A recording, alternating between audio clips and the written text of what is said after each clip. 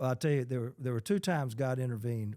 One was the second day I was there. I was in orientation, and I had this big old gentleman. He was a giant of a man. He could have been an NFL tight end. Yeah. So, and I walk into this room for orientation, and he begins to look at me and watches me. Well, it scares me to death because I'd been told the tales.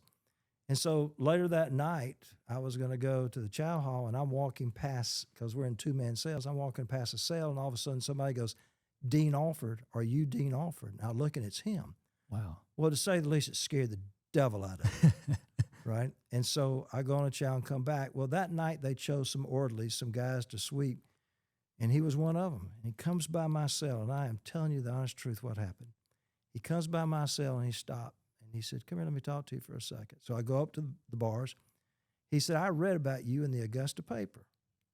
And his nickname was AUG. Don't know his government name, but his nickname was AUG. He said, "You don't belong in a place like this." He said, "Can I pray with you?" Well, he began to pray, and I began to cry. Wow.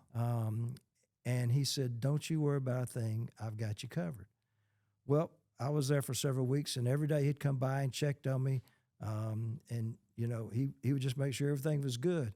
But I'll never forget about the third day, because there was drugs going back and forth. He was out there sweeping, and somebody said to him, "Hey, AUG, do you do drugs?" And he said, "Listen, gentlemen, I don't do drugs and I don't drink, but I do steal and kill."